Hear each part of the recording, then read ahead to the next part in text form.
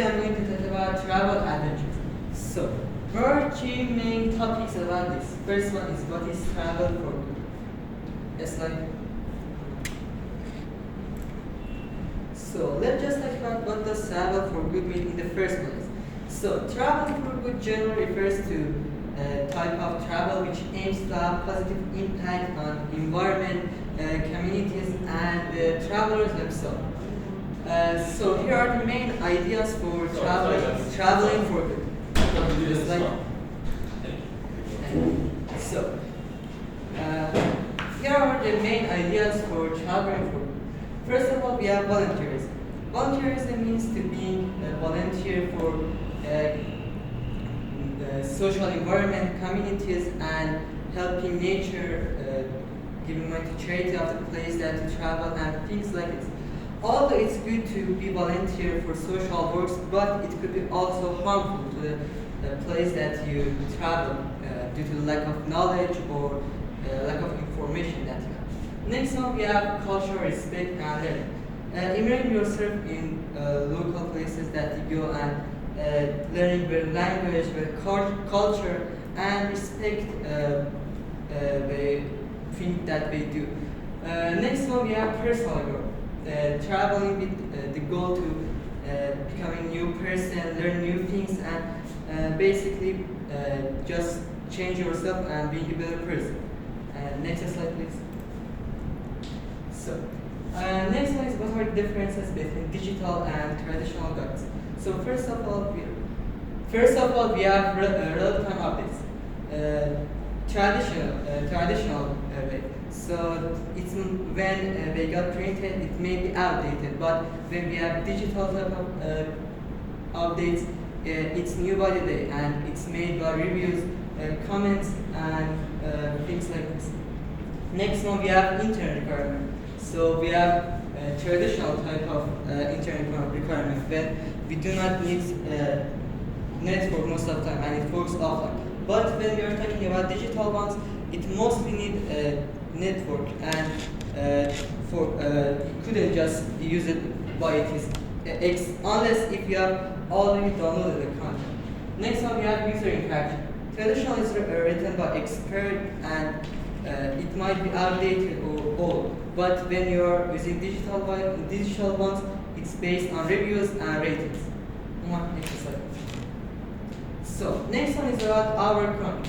What does a trip to a family in Tehran teach us about Iranian culture? As you know, Tehran is the biggest city and the largest city in Iran with over 10 billion population. So it might be helpful to travel or to understand Iranian culture. So first of all, just talk about traditional food. If you try traditional food, things such as like cholo or kebab or something like that, you could understand the different texture and different taste of Iranian food, which is special for itself. Next, we have language and poetry. So most of us know that Farsi language is one of the oldest languages in the world, and it's also known for great poetry from great poets such as like Ferdowsi, Hafiz, or which also people use it for day-by-day conversation. And next, we have respect for elders. As you know, it's important in the country to respect for the older people in the family, and also to always seek their advice and listen to what they say. So I guess that's it. Thank you very much. I'm going to ask some question from Area. Could you tell me what is actual travel for good, and why is it important for travel? So when we travel to different countries, we can explore different important cultural things about that country, and we can learn new things and eat their traditional food, and it can help us learn about other countries. Thank you, that was good. Huma, could you tell me about some differences between digital and traditional guides? So traditional guides are mostly in the papers and the books or something like that. But the digitals are in the phones or digital things, apps. and they always update it, and day by day by changing maps, changing roads. But the traditional ones aren't updated. They are good for like 2 or 3 years, and after that they will be old. So thank you. That was it. Thank you for your presentation. Hello everyone. Today I'm going to talk about the many different types of effects we can experience and how they are not so different from the types of emotions we have, like anger, happiness, and sadness. So I'm going to talk about 3 main ones, and most of them a lot of people in this room know about. Next, please. So the butterfly effect.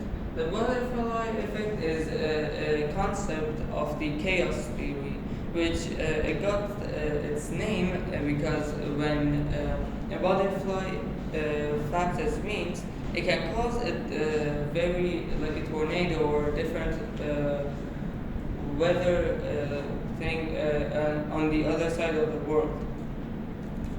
So it basically means when even the slightest things can lead to the biggest of events in our daily life or overall. So does anybody have any questions? Thank you. Thank you. Okay, next. So the Nelson Mandela effect is when we remember, is basically when we remember things differently. So if you can see this image of the Monopoly Man. The Monopoly Man, a lot of people think he has a monocle on his eye, but he actually doesn't have one, and this is a very popular example of the Nelson Mandela effect. Now, the Nelson Mandela effect got its name of the person, Nelson Mandela, because a lot of people think he died in prison in the 1980s, but he actually died of natural causes in 2013. Next. I'm sorry, did that guide me? I don't understand. I didn't distinguish between differences. Okay. How is the effect? Can you tell me? So the butterfly effect is. No, the Nelson Mandela effect. So the Nelson Mandela effect is when we remember things differently from what they were. Can you give me an example? So if I have to give you an example, is that one that I gave, or like I remember like this object. I remember it as it being blue, but actually it's yellow. So when we see things, sometimes when we don't think about them a lot, they get See pushed. them like before. Yeah, like we think about them or see them in real life, and when we don't see them a lot of times in real life, they get pushed into the back of our brains, and our brains tries to not to forget them, so it rewrites them differently. Next one. So deja vu. A deja vu is a feeling when you have when you are in a place you've never been before, like you're going to the zoo for the first time, but you feel like you've been there before and it feels so familiar, but it's not. That's what deja vu is basically, and it's when your memory system mixes up things with like dreams you had in the past and experiences you've already experienced in the past. That's me explaining deja vu very blandly and simply, and yeah, that's it. Does anybody have any questions? Accept my apologies, Mr. Blumber. I need to go and take care of the situation. Okay? I need to leave, but I did the update. Sorry. Thank you very much.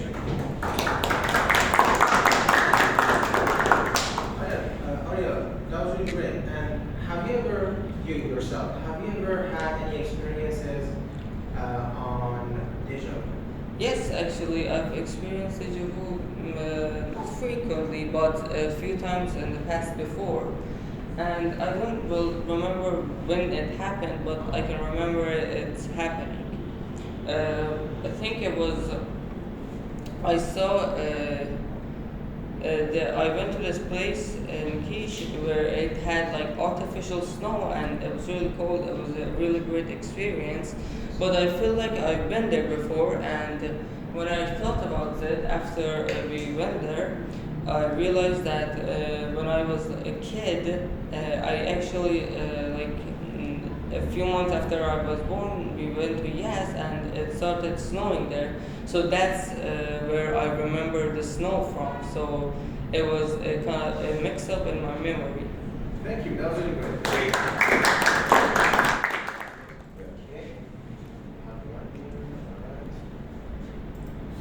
Let's go. Loud and clear. So, hello everyone and welcome to my conversation. Welcome to my presentation. So, as we all know, exercising and sport is crucial for our body. But usually we know exercises and we do exercises for our body. And the exercises people usually do is, for example, running, bodybuilding, basketball, volleyball, or anything else. And these are good, but people usually do it and don't pay attention to their mental health. These are good and they have their own benefits. For example, they help us to control our blood sugar, they help us to control our weight, they help us to reduce the risk of obesity, and a lot of good benefits. But if we want to train our brain and find something good for our mental health, we need something different. Next.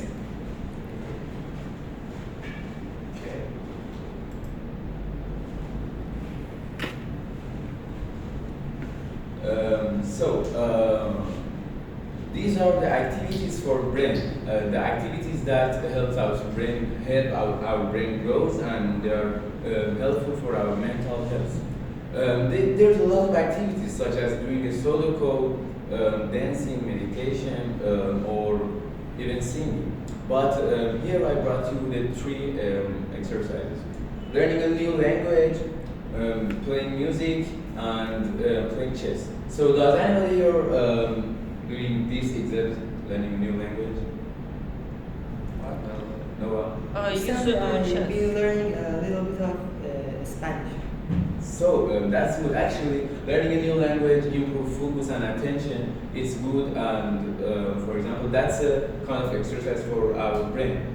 But today I want to particularly and especially talk about playing music. Next.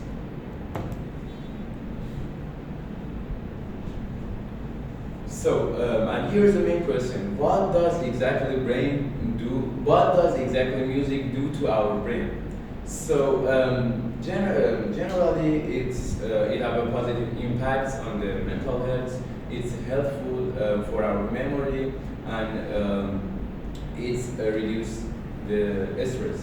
But if you want to be more specific, it influences mood, memory, and cognitive abilities, and also physical response such as heart rate and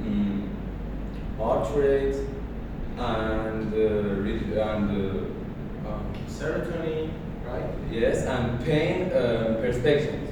So and also listening and making music can listening and making music can increase flow blood into brain regions that are generating and making emotions.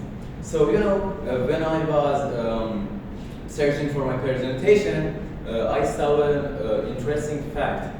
People who play musical instruments, everything, especially piano, have a good memory and have a good capability at problem solving and finding solutions. Next one. So, is anybody here who who's in favor of Mozart or classical music? I know that he was couldn't hear for a long time. He was That is better. no Mozart too.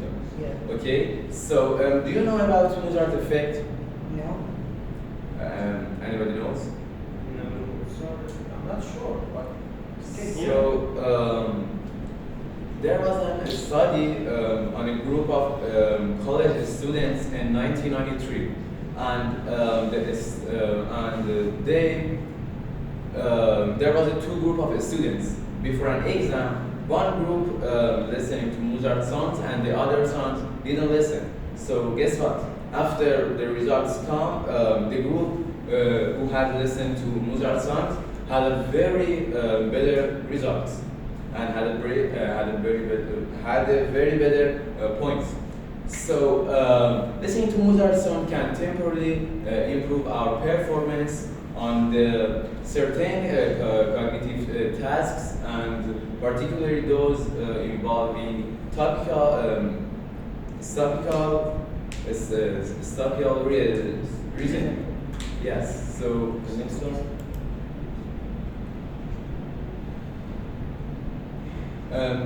Sergei Rachmaninoff is a great Russian pianist, and one time he said a golden sentence. He said music is enough for a lifetime, but a lifetime is not enough for music. When you deeply think about this sentence, that's very logical, because music is something just invented by humans. It's like a handicraft, and it's limitless, it's endless, it's infinity. Every day, every second, there are new songs just released, and they are masterpieces, and the music world is just impressive. Next. So thank you for your attention, and if you have any question, I will be glad to answer it. Next. Well, thank you. It was very. You're welcome. And especially thanks to my teacher, Mr. Jarian. His help was very effective and helpful on our way to learning English. Do you play music? Yes. Okay. And how about on yourself? Can you tell us a little bit? So actually, if I want to say personally, it's very good for discipline, because you have to train it all day for many hours, and it's reduced my stress, and it's making me calm. Always it works. Thank you. And last term, it's a really interesting topic that we can talk about. As you can see on the slide, it's the education system foundation of the future. So let's start. Next. So here is our plan. At the first, we are going to talk about what is education system. Next, I'm going to tell you how are this system checked in different countries, and then we are going to comparing different education systems, and also at the last part I will tell you that why is that important, and the government should pay attention more to it. So next. Before that, anyone is here to talk about it and describe it in a one sentence maybe? What is educational system? What is education system? Yes, bro. Actually, it's a way to grow the future countries, future leaders, future presidents, future inventors. Exactly. It's a way that a group, a society, or a country organize it for learning. It includes the simple elements like the schools, institutes, educational policies, programs, frameworks, and so on. And their central point is to help the people to know their knowledge, to learn their skills and grow them up, and prepare them for the future challenge.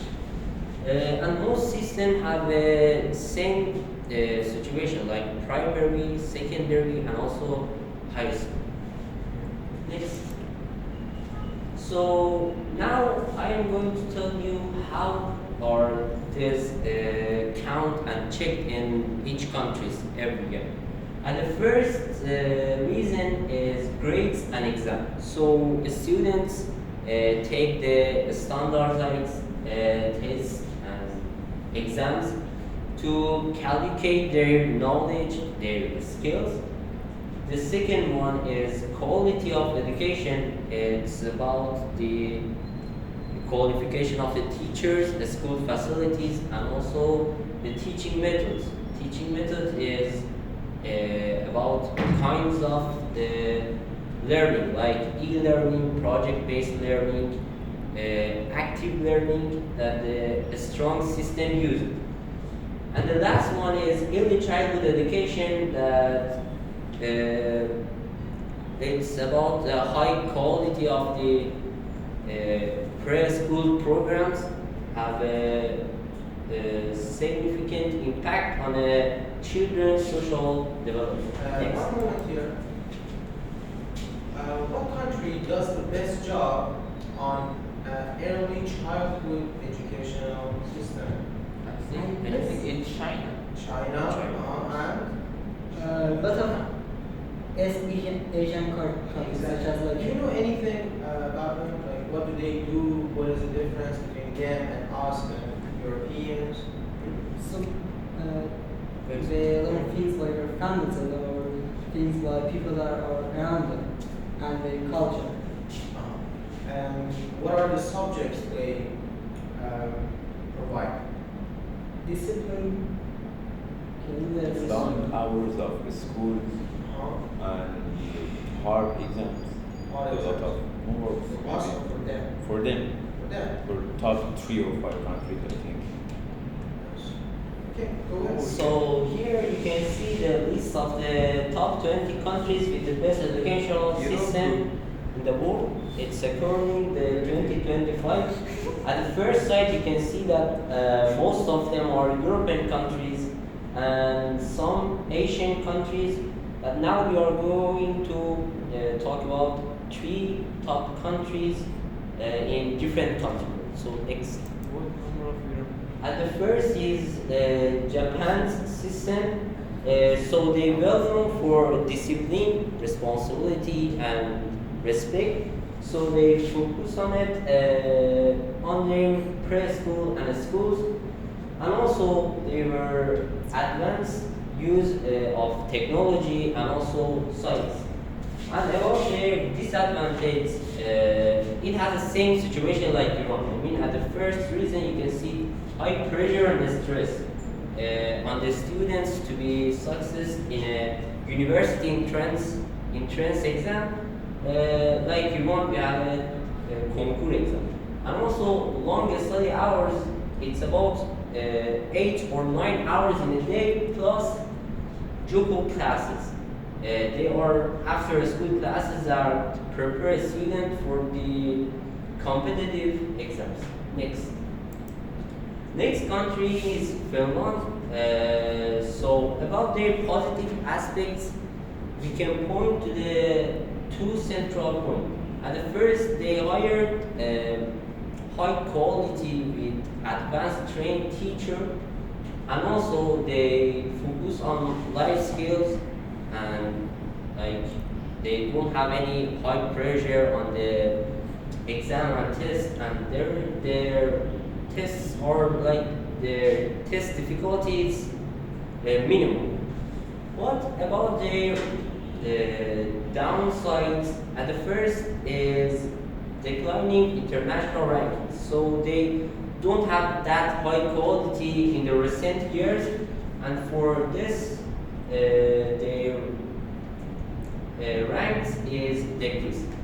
And the next one is inequality between the urban and rural schools. It means that you can see limited educational facilities in the underprivileged areas in Finland. Thanks. And the last country is United States. So they were famous for flexibility. It means that high school students can select their elective courses based on their interest, and just they focus on creativity, boost the critical thinking, and they pay attention more to the standardized exam like ACT, SAT, and so on. But about their weaknesses, at the first is high cost of the higher education. So it means like the universities, college, and also high school, and also the unfair between the public and private schools. So it's normal that private schools are better at the first reason, their facilities. Do you have any idea about the number they have to pay after they finish or they graduate from high school, from university? It's around, go ahead. After university or college? 100,000 something, I guess, because 100,000. because families life saving on Yeah. university. I don't know the exact number, but a lot of people in America are actually in a lot of high school and university debt, and a lot of people after a few months, like 5 or 6 months after finishing university, are still in the debt. Yes, because of even years. So I heard like $20,000 or $50,000, but it depends on University. yes, for how long you have been there and other details. Go ahead. So next. Here it's the two table that I'm comparing that 3 countries. So about the school hours for Japan is the longest, plus the cram classes. What about the start age? There isn't any differences, but in Finland it starts as a 7 years old. And about the tuition of the higher education, so as I said, for United States, it's too expensive. Next slide. This is also a chart that their information are same. Next. So now I'm comparing our education system, I mean Iran, with that 3 countries. Look at this part. About the structure, Iran and Japan has the same structure. I mean 3 grades for the primary, 3 grades for the secondary, and 3 grades for the high school. Also university admission, most of them are like competitive, and it's too hard.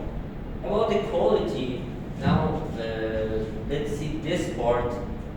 So Finland and United States, both of them boosts the credibility, but America has a top universities.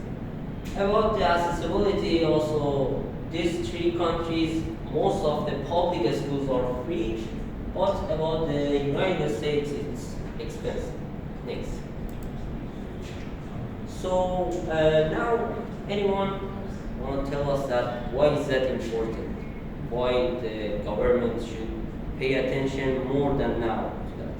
Well, if for example, think about that student don't know anything and becomes a president. What happens to the country? The country will become Exactly.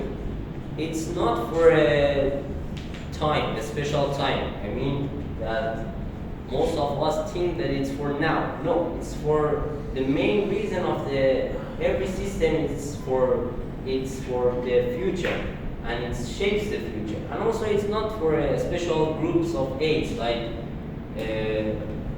all of us think that it's for teenagers and kids, but it's for all of the age.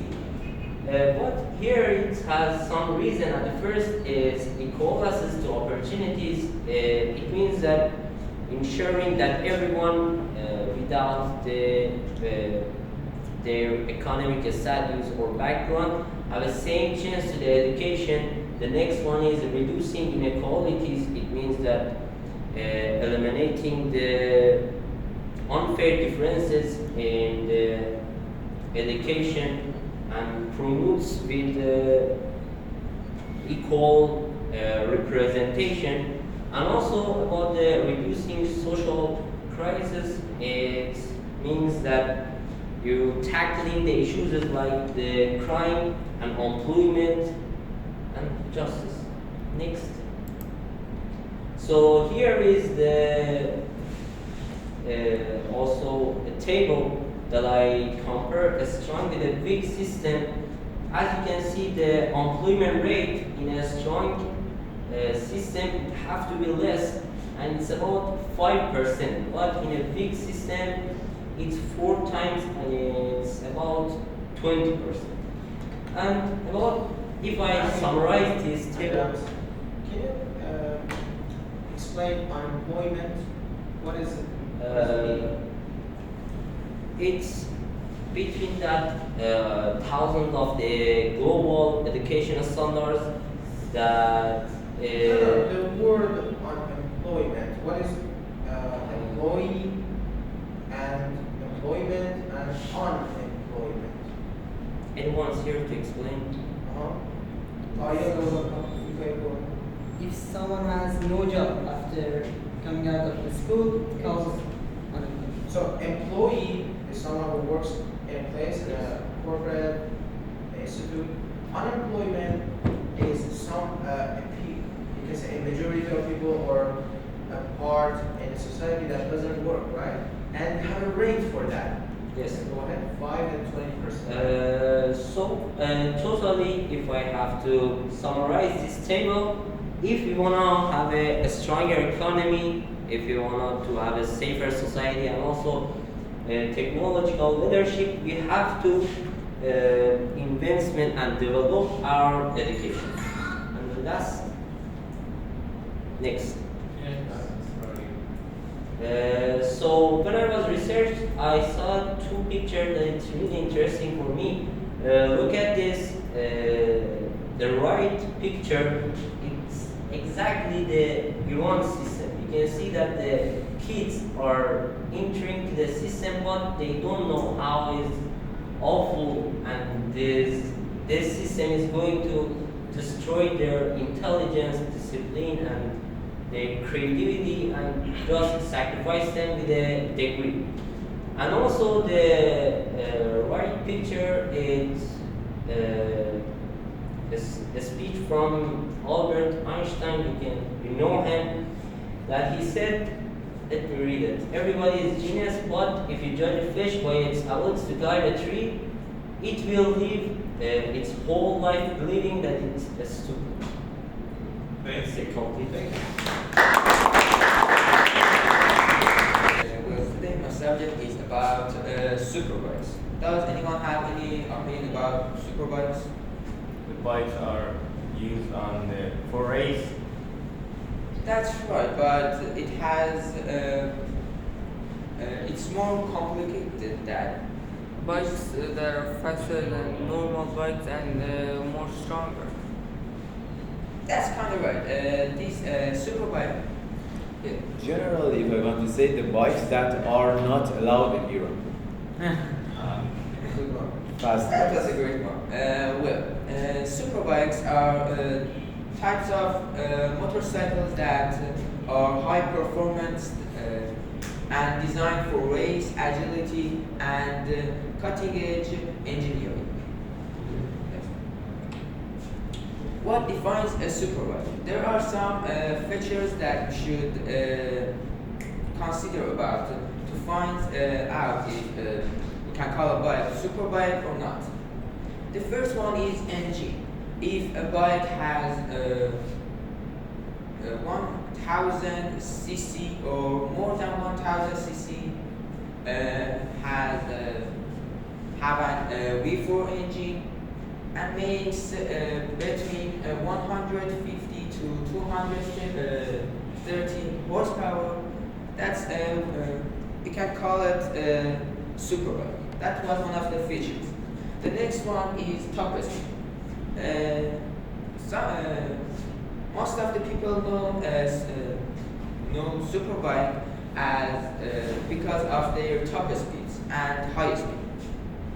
The top speed of superbike should be 180 to 300 miles per hour. The next feature is weight. They use some lightweight materials like carbon fiber and aluminum to make superbikes that makes their weight 160 to 220 kilograms.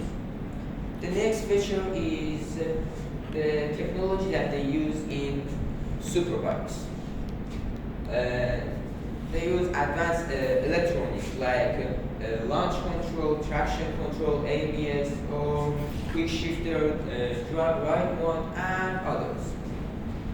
The purpose that they make a superbike is these bikes are made for track, but they are also street legal. Does anyone have any question?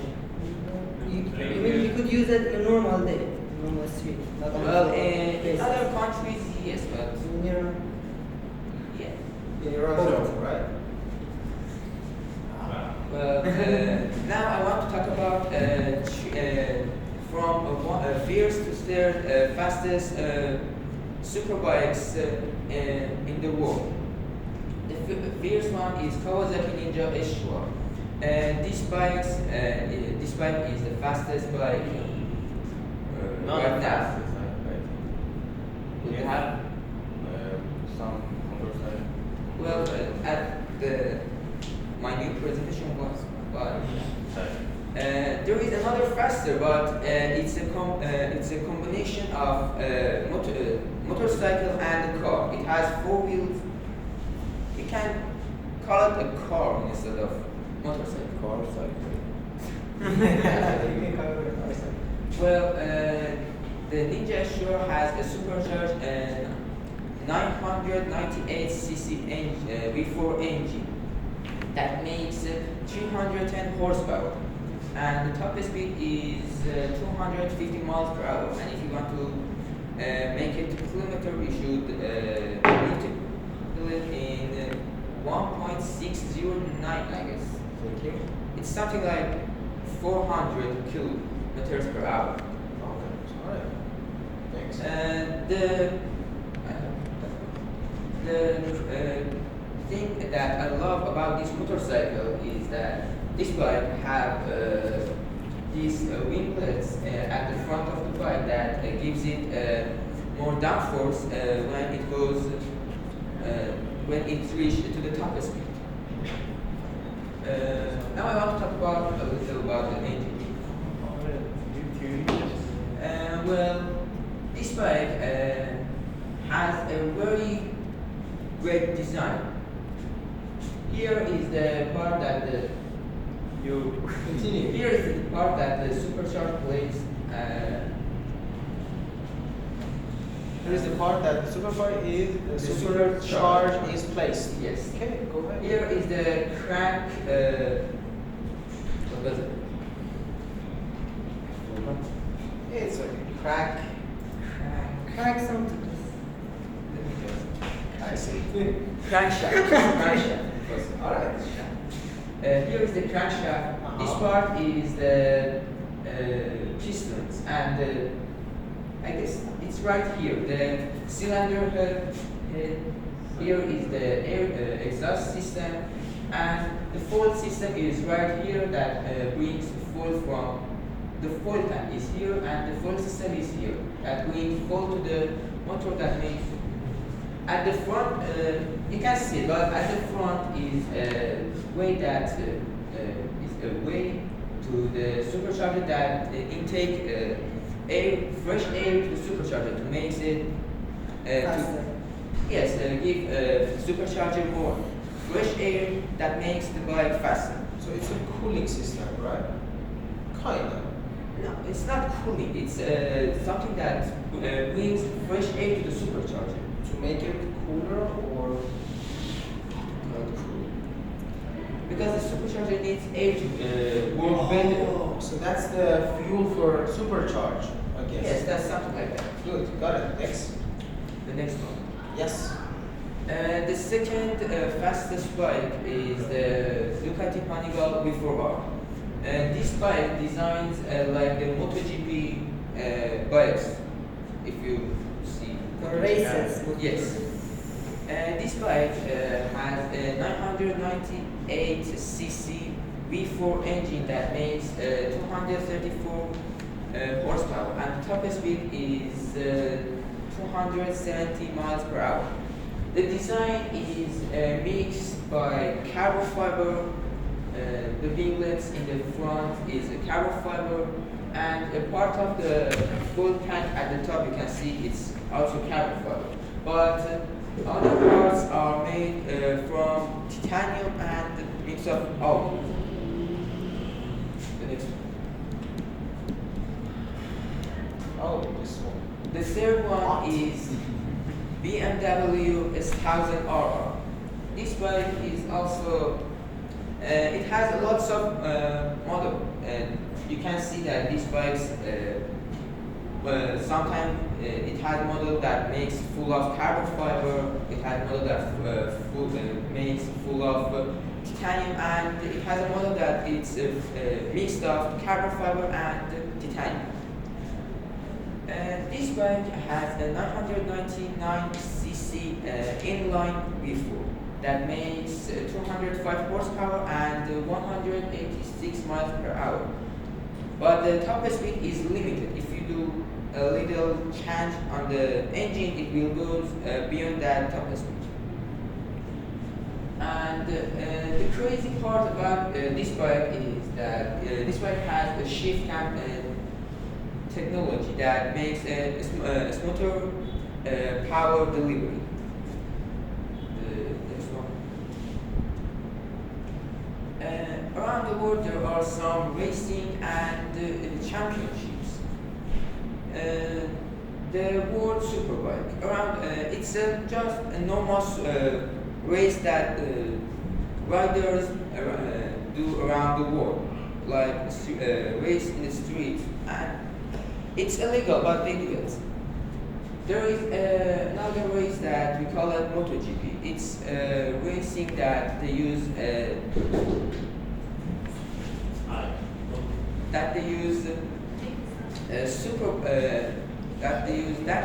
street legal superbikes, but it's more advanced. Another race that I didn't write it is TT race. Does anyone know about it? TT. Well, this race is known for one of the most dangerous races around the world because in this race the tracks are very dangerous. It has 90 degrees corners in some of the track places. The bikers reach the top speed and goes more than 300 kilometers per hour, and this race also has a lot of deaths per year, like 8 to 10 deaths after every race. Thank you. Thank you. The key features.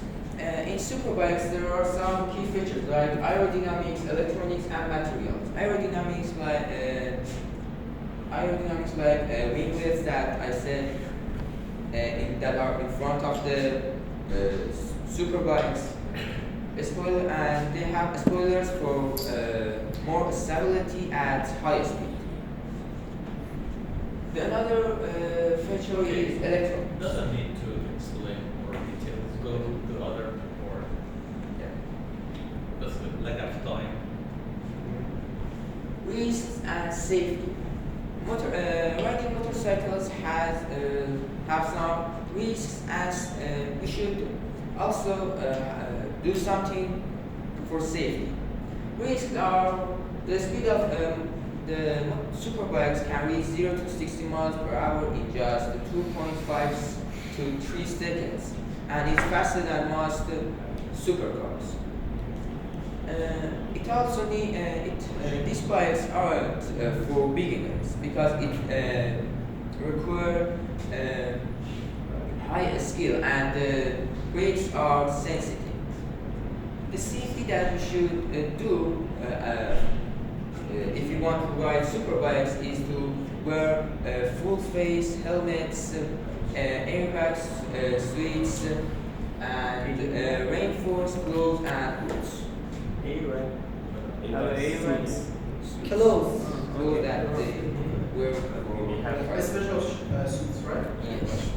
And there are students. That's it. Yes. Doesn't have Thank you.